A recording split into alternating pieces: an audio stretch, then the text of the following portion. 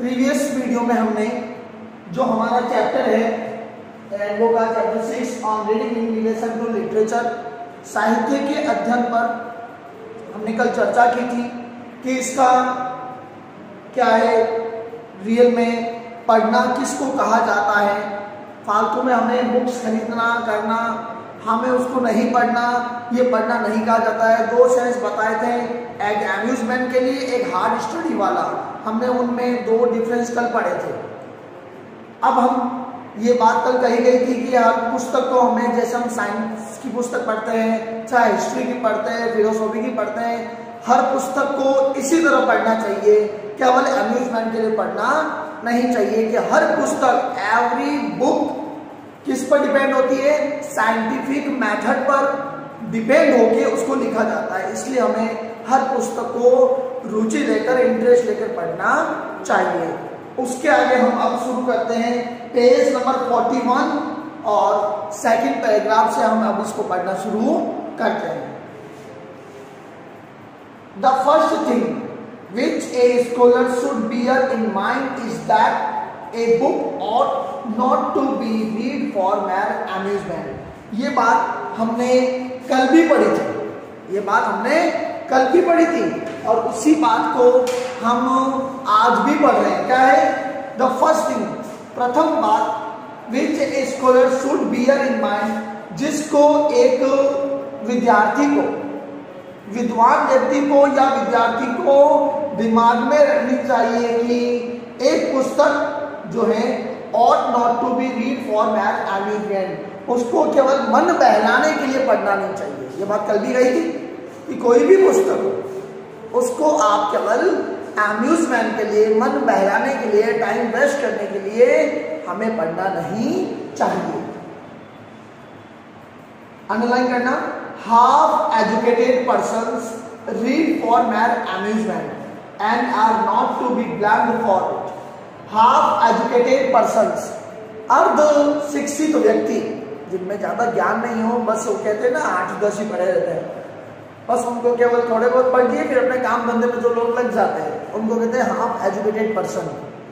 अर्ध शिक्षित व्यक्ति रीड फॉर mere amusement, केवल मन बहलाने के लिए पढ़ते हैं, and are not to be blamed for it, और इसके लिए उन पर कोई ब्लैम, दोषारोपण भी नहीं किया जा सकता कि भाई हमें दोष लगाए उन पर कि आप ऐसे क्यों पढ़ रहे हो। हम लोग कुछ नहीं कह सकते। क्यों?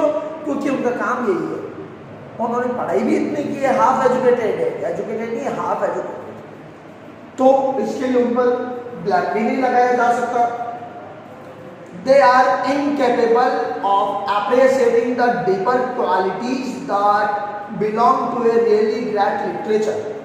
They are incapable, incapable असमर्थ होते हैं, capable नहीं होते वो, क्या? of appreciating, समझने में, the deeper qualities, गहन गुणों को, that belong to a really great literature, जो वास्तव में महान साहित्य से संबंधित क्वालिटीज होती है, उन डीपर क्वालिटीज को अप्रिशिएट करने में, समझने में वे हाफ एजुकेटेड पर्सन कैपेबल नहीं होते हैं।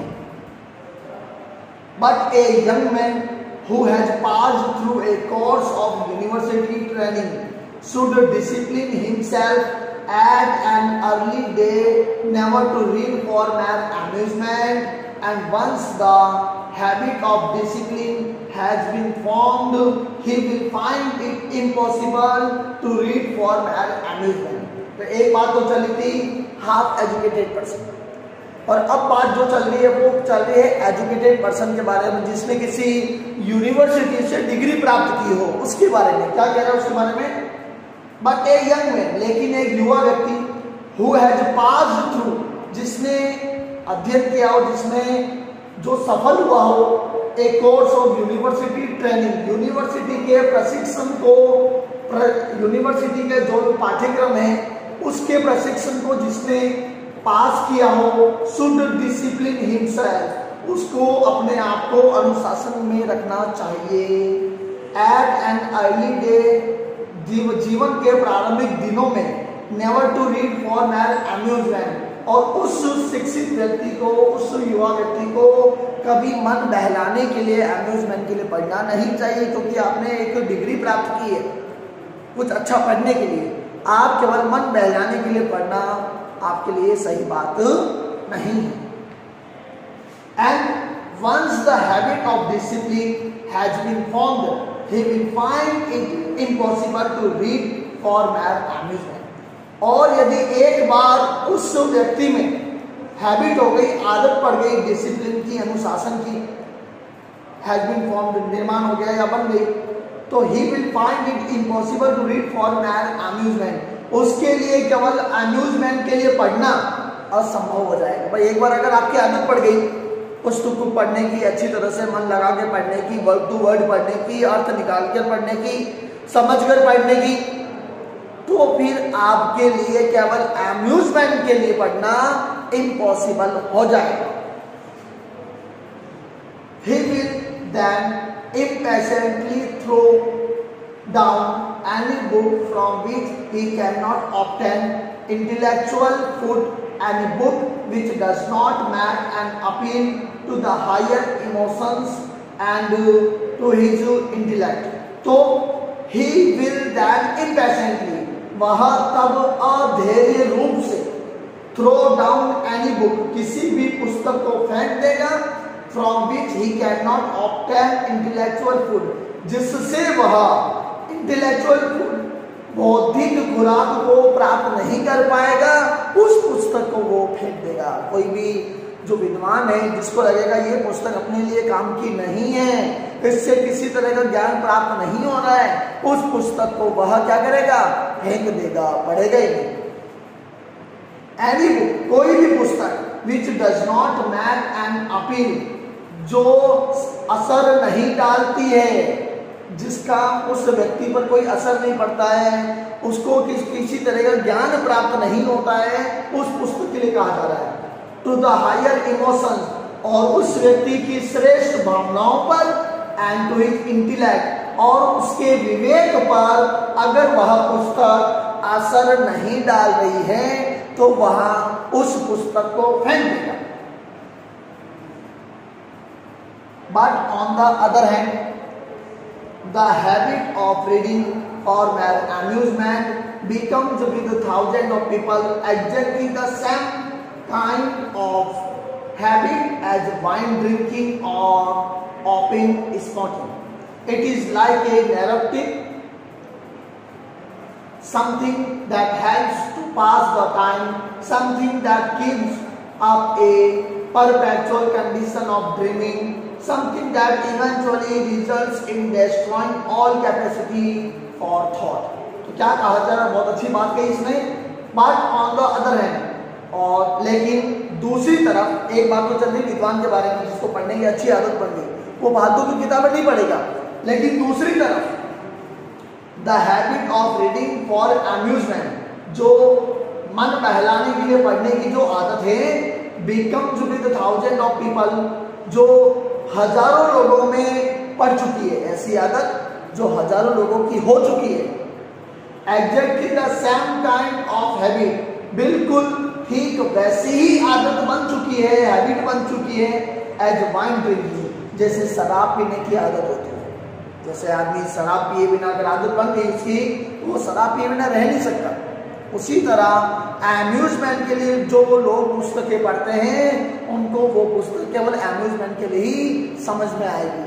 फालतू बात के मतलब उसमें गुण क्या है, पुस्तक में क्या शिक्षा मिल रही है, उससे उन्हें कोई मतलब नहीं रह पाता। और ओपियम स्मोकिंग या अफीम जो पीते हैं लोग, धूम्रपान करते हैं अफीम का, वह उनके लिए उस तरह की आदत बन जाती है। इट इज लाइक ए नैरकोटिक, नैरकोटिक यानी नशे की दवा, यह नशे की दवा की तरह हो जाती है। Something that helps to pass the time, कुछ ऐसी चीजें जो समय व्यर्थ करने के लिए, समय बिताने में उनकी सहायता करती है। Something that keeps up A perpetual, perpetual यानी स्थायी रूप से, कंडीशन ऑफ ड्रीमिंग, जो कुछ तरह से स्थायी रूप से सपनों की दुनिया में उन्हें बनाए रखती है। ऐसी पुस्तकें जो अम्यूजमेंट के लिए है, वह पुस्तकें उनको सपनों की दुनिया में ही बनाए रखती है। Something that keeps a paper natural condition of dreaming, something that eventually आखिरकार result in destroying all capacity for thought. और कुछ चीजें ऐसी भी होती है जो आखिरकार उसका परिणाम क्या होता है कि उसकी जो सोचने की कैपेसिटी है, उस अशिक्षित व्यक्ति की जो सोचने की कैपेसिटी है उसको डिस्ट्रॉय कर देती है, नष्ट कर देती है। वो सोच नहीं पाता कि पुस्तक मेरे लिए अच्छी है या नहीं है, उसके पास सोचने के लिए बाद में माइंड नहीं रहता। क्यों? उसके माइंड पर उस अम्यूजमेंट ने अपना प्रभाव डाल दिया है। Giving exercise only to the surface parts of the mind, और वह पुस्तकें केवल व्यक्ति के सरफेस यानी ऊपरी ही सतह पर ही, दिमाग के ऊपरी सतह पर ही असर डालती है। And living the deeper spring of feeling and higher faculties of perspective employed, and living और छोड़ देती है क्या, द डीपर स्प्रिंग्स गहन स्रोतों को, और फीलिंग भावनाओं के, एंड हायर फैकल्टीज और उच्च शक्तियों के प्रभाव को, स्रोतों को छोड़ देती है। और परस्पेक्टिव एम्प्लॉयड ऐसा काम जिसको समझकर काम में लिया जाता है, उसको समझने के बिना ही उस पुस्तक में क्या गुण है उसको समझा नहीं जाता, उसके बिना ही उस पुस्तक को छोड़ दिया जाता है। आगे, the test of a great book is whether we want to read it only once or more than once. Test परीक्षण किसका? ग्रेट बुक का। एक महान पुस्तक का परीक्षण यह है कि चाहे हम उसको केवल एक बार पढ़ना चाहे या एक से अधिक बार पढ़ना चाहते हैं। परीक्षण क्या है एक अच्छी पुस्तक का? कि किसी पुस्तक को हम एक बार या एक से अधिक बार पढ़ना चाहें, वही उसके टेस्ट का परीक्षण माना जाता है कि रियल में वो ग्रेट बुक है या नहीं। उसके लिए क्या कहना है? Any really great book we want to read the second time even more than we wanted to read it the first time, and even additional time that we read it find new meanings and new beauty in it. Great book के लिए कह रहा है, वो कह रहा है writer अपने को, एनी रियली ग्रेट बुक, कोई भी वास्तव में महान पुस्तक जिसको हम पढ़ना चाहते हैं second time, even more than we wanted to read it the first time, हमने पहली बार पढ़ा उससे अधिक अच्छी तरीके से, अधिक अच्छे विचारों से जब हम उस पुस्तक को दोबारा पढ़ना चाहते हैं, एंड एवरी एडिशनल टाइम, और प्रत्येक अतिरिक्त समय में जब हम उस पुस्तक को पढ़ना चाहते हैं, दैट वी रीड इट, जिसको हमने पढ़ा था, we find new meanings and new beauty in it, तो हम उस पुस्तक में नए अर्थ और नई सुंदरता को प्राप्त करेंगे। किसी पुस्तक को हमने हाथ में लिया, हमने एक बार पढ़ा, हमने सोचा इसको हम एक बार और पढ़ेंगे, हमने उसको और पढ़ा, और उसके बाद जब भी हमें टाइम मिला हमने उस पुस्तक को पढ़ा, और हर बार हमें उस पुस्तक से कुछ नए अर्थ, कुछ नई सुंदरता प्राप्त हुई। उस पुस्तक को हम क्या कहते हैं? उस पुस्तक को हम ग्रेट बुक कहते हैं। A book that a person of education and good taste does not dare to read more than once is very probably not worth much. A book, एक पुस्तक, that a person of education, जिसको एक शिक्षित व्यक्ति, and good taste, और सुरुचि संपन्न व्यक्ति, does not dare to read more than once, जिसको एक बार से अधिक पढ़ना नहीं चाहता। कोई शिक्षित व्यक्ति, सुरुचि संपन्न व्यक्ति किसी पुस्तक को अगर एक बार से अधिक पढ़ना नहीं चाहता, is very probably not worth much, तो संभवतया ऐसा नहीं है कि वह अधिक योग्य पुस्तक नहीं है। ऐसा भी नहीं है कि कोई एक व्यक्ति अगर कह रहा है कि नहीं नहीं पुस्तक अच्छी नहीं है तो हम उसकी बात को नहीं मान सकते। ऐसा नहीं है कि उस पुस्तक में वास्तव में योग्यता नहीं है। But we cannot consider the judgment of a single individual infallible. But we can not consider, लेकिन हम नहीं मान सकते द जजमेंट, निर्णय of a single individual infallible, एकमात्र विशेष अकाट्य व्यक्ति की बात को हम मान नहीं सकते। इनफैलिबल, अकाट्य, किसी एक व्यक्ति ने कोई बात कह दी, एक निर्णय ले लिया किसी पुस्तक को लेकर, हम उसके निर्णय को मान नहीं सकते। हाँ, अगर उसी पुस्तक के बारे में कई लोग और कहें कि ये पुस्तक अच्छी नहीं है, इसमें कुछ ज्ञान की बातें नहीं है, तो रियल में हम उस पुस्तक को नहीं पढ़ेंगे। लेकिन केवल एक व्यक्ति के कहने से क्या होता है? But we cannot consider the judgment of a single individual infallible. The opinion that makes a book great must be the opinion of many. Opinion, मान्यता जो एक पुस्तक को महान बनाती है, निश्चित रूप से कई लोगों की ओपिनियन पर डिपेंड रहता है। एक व्यक्ति के ओपिनियन से किसी पुस्तक को महानता नहीं देती, लेकिन उसी पुस्तक के बारे में कई सारे लोगों ने अपने अपने ओपिनियन दिए हैं, तब हम कह सकते हैं कि ये बुक क्या है, ये बुक रियल में ग्रेट।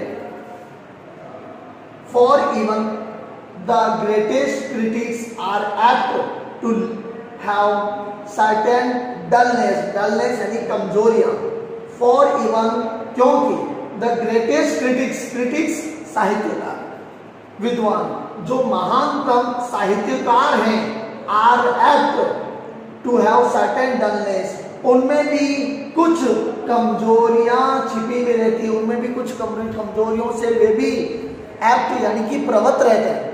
ऐसा नहीं कि हर व्यक्ति ग्रेट है, कुछ क्रिटिक्स ऐसे भी हैं जिनमें किसी न किसी प्रकार की कमजोरी होती है। इसलिए केवल एक विद्वान के कहने से हम किसी एक पुस्तक को महान कहें या ना कहें, ये बात हम मान नहीं सकते।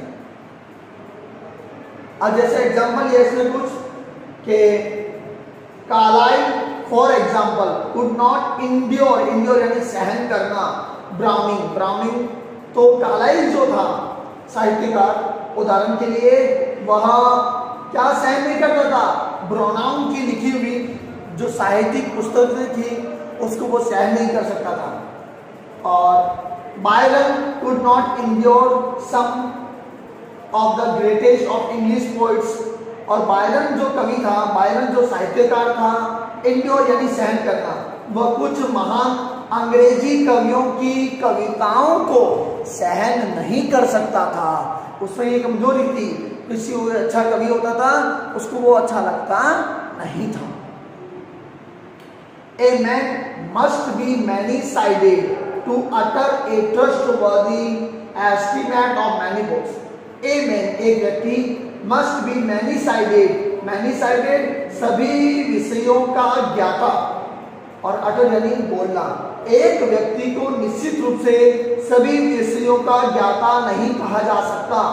A trustworthy, एक विश्वसनीय, estimate of many books, estimate यानी मूल्यांकन करना, कई सारी पुस्तकों का मूल्यांकन करने वाला व्यक्ति नहीं माना जा सकता। एक ही व्यक्ति अनेक पुस्तकों का मूल्यांकन कर नहीं सकता, उसमें गुण ही नहीं। We may doubt the judgment of the single critics at times. At times कई बार हम क्या करते हैं, डाउट कर सकते हैं, संदेह कर सकते हैं एक क्रिटिक के जजमेंट पर, निर्णय पर हम संदेह कर सकते हैं कि एक क्रिटिक ने इस पुस्तक के बारे में अच्छा नहीं बताया। वो जरूरी नहीं है कि रियल में वो पुस्तक अच्छी नहीं है, लेकिन हम किसी एक व्यक्ति के जजमेंट को मान नहीं सकते। But there is no doubt possible in regard to the judgment of generation. But there is no doubt, लेकिन कोई संदेह नहीं है, possible संभवतया in regard to the judgment of generation, generation पीढ़ियां, पीढ़ियों के जजमेंट पर संभवतया कोई डाउट नहीं किया जा सकता।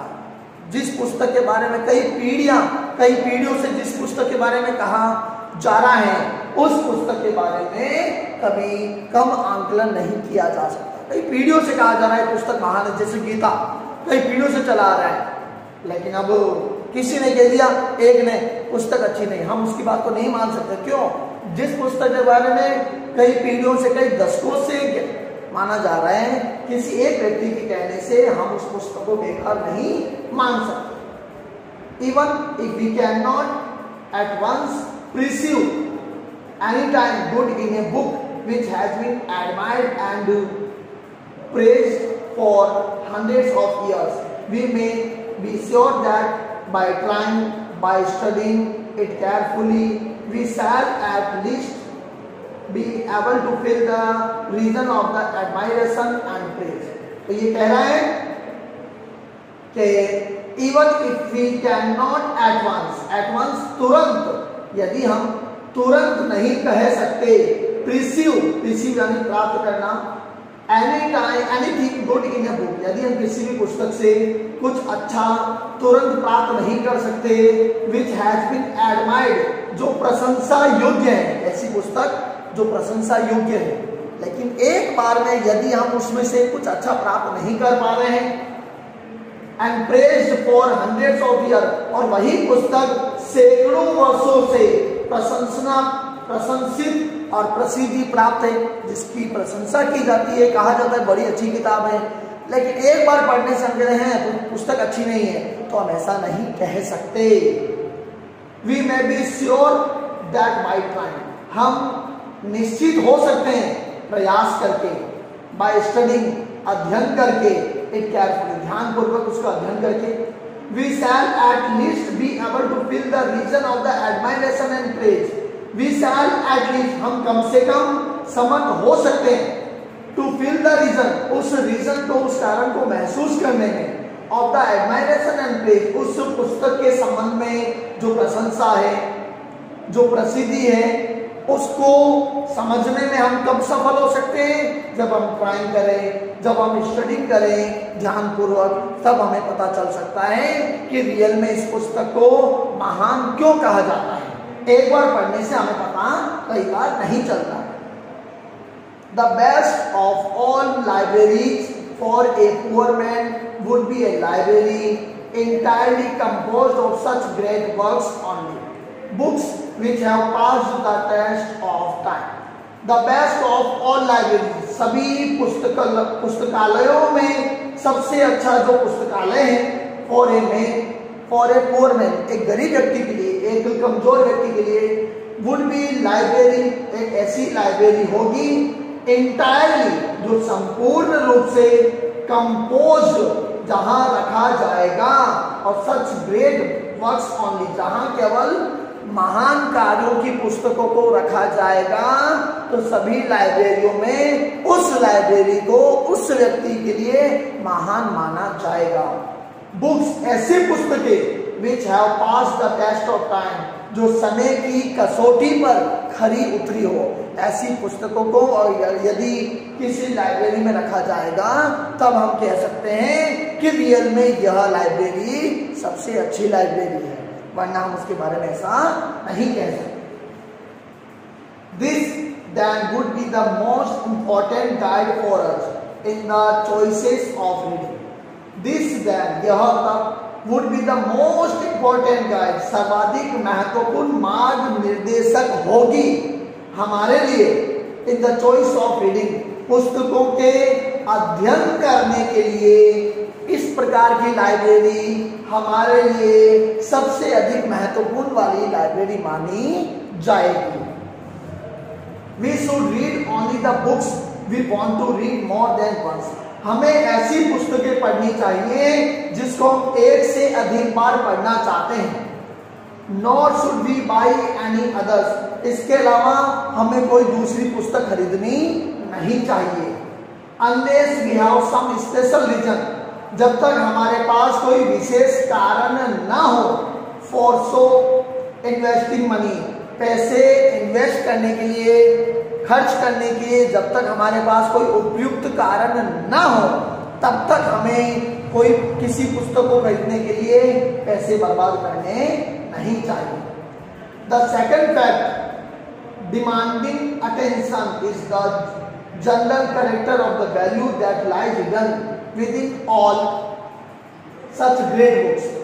द सेकंड फेक्ट, दूसरा तथ्य, डिमांडिंग अटेंशन, जिस पर हमें ध्यान देना चाहिए, जो ध्यान देने योग्य है, इज द जनरल कैरेक्टर, सामान्य लक्षण, ऑफ द वैल्यू, उन उपयोगिता पर, दैट लाइज हिडन, जो छुपी हुई रहती है, with in all such great book, जो इन सभी महान पुस्तकों में सामान्य लक्षण, जो रियली ग्रेट है, जो कुछ महान पुस्तकों में छुपी हुई रहता है, हमें उन पुस्तकों पर, उन लक्षणों पर ध्यान देना चाहिए।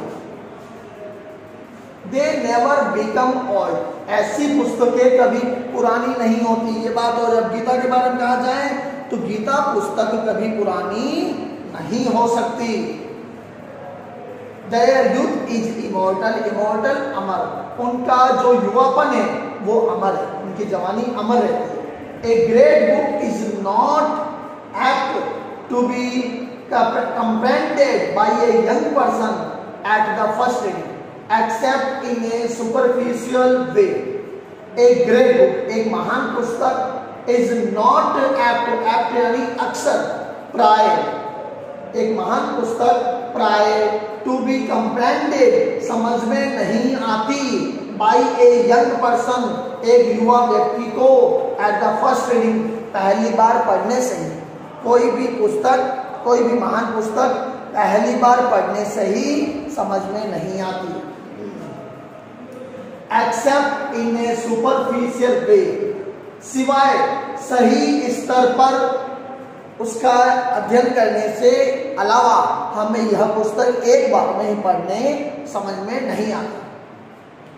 Only the surface, the narrative is absorbed and enjoyed. Only the surface, surface ऊपरी सतह, द नैरेटिव जो कहानी का भाग है, इज एब्सर्ड समझ में आता है, एंड एंजॉयड और उसी को आनंद लिया जाता है। कोई पुस्तक है उसका केवल ऊपरी सतह में समझ में आता है, मेन बातें बस हम समझ लेते हैं, कहानी क्या है, और बस उसी कहानी का हम एंजॉय लेते हैं। No young man can possibly see at first reading the qualities of a great book.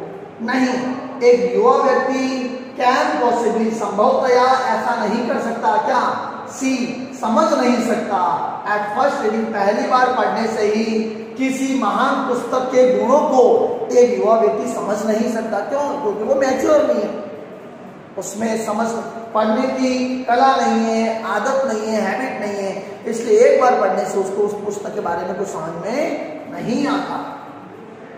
Remember that it has taken humanity in many cases hundred of years to find out all that there is in a such a book. तो remember that, याद रखो कि it has taken humanity, मानव को, in many cases, अनेक मामलों में, hundred of years, सैकड़ों वर्ष लग गए। याद रखो इस बात को, मानव को कई मामलों में किसी पुस्तक को समझने में, किसी पुस्तक के गुणों को समझने में सैकड़ों वर्ष लग गए। To find out all that there is in a such book, उस पुस्तक में, उस प्रकार की पुस्तक में क्या है, क्या गुण है, क्या अच्छी विशेषता है, क्या अर्थ है, उसको समझने में मानव को सैकड़ों वर्ष लग गए हैं, एक बार में नहीं समझ पाया। अब महाभारत या रामायण को केवल एक बार लिखने के बाद उसको जो धारावाहिक आया उसका, रामायण का या महाभारत का, वो एक बार में नहीं बना, उसको सैकड़ों बार पढ़ना पड़ा, तब अलग अलग कैरेक्टर्स हुए, तब अलग अलग तरीके से उसको बनाया गया, उसको शो किया गया।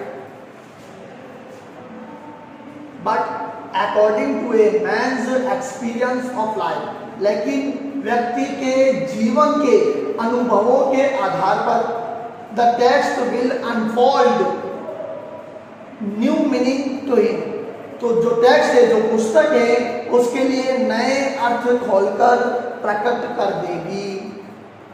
The book that dilated us at 18, पुस्तक जिसने हमें 18 वर्ष की आयु में प्रसन्न किया था। If it be a good book, और यदि यह एक अच्छी पुस्तक है, will delight us much more at 25, तो यह 25 साल की उम्र में हमें और अधिक पसंद करेगी। यदि किसी पुस्तक ने हमें 18 साल की उम्र में जब हम थे हमने किसी पुस्तक को पढ़ा, बड़ी अच्छी लगी, और वही पुस्तक अगर 25 साल की उम्र में हमें और अधिक अच्छी लगे, and it will prove like a new books, और यदि नए पुस्तक की तरह यह साबित हो हमारे लिए एट 30 years of age, 30 साल की उम्र में जब हम इसको जाके पढ़े, ये पुस्तक हमें पढ़ने पर ऐसी लगे जैसे हम किसी नई पुस्तक को पढ़ रहे हैं। At 40 we shall reread it, और 40 साल की उम्र में जब हम उसी पुस्तक को दोबारा पढ़े, वंडरिंग, और सोचते रहे why we never saw how beautiful it was before, और सोचे क्या, विचार करें हमने इतनी सुंदरता इससे पहले क्यों नहीं देखी, ये पुस्तक इतनी अच्छी है, ऐसा हमें पहले पता क्यों नहीं चला। हम देख रहे हैं 18, 25, 30, 40 उम्र बढ़ रही है, उम्र बढ़ रही है, इसका मतलब उस व्यक्ति का नॉलेज बढ़ रहा है, और नॉलेज बढ़ेगा तो किसी चीज को समझने की ताकत उसमें ज्यादा आ जाती है।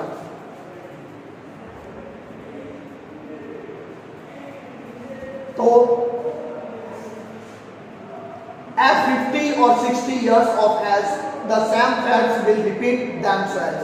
50 और 60 साल की उम्र में वही तथ्य दोबारा हमारे सामने दोहराए जाएंगे। A great book grows exactly in proportion. एक महान पुस्तक समान अनुपात में बढ़ती है to the growth of reader's mind. पाठक के दिमाग के अनुसार या पाठक के दिमाग के अनुपात में कोई महान पुस्तक क्या होती है, बढ़ती है। क्यों? क्योंकि व्यक्ति का जैसे जैसे माइंड डेवलप होता है उसी तरह उसी रेंज में उस पुस्तक के संबंध में जो इंटरेस्ट है, जो क्वालिटीज है, वह उस पुस्तक को ज्यादा से ज्यादा अच्छे तरह से समझना शुरू कर देता है। तो इस तरह हमने इस चैप्टर को आज कंप्लीट रीड कर लिया। नेक्स्ट वीडियो में आप इस चैप्टर के जो क्वेश्चन आंसर हैं उसको देखोगे और अपनी नोटबुक में करोगे। तो आज का वीडियो यहीं कंप्लीट होता है।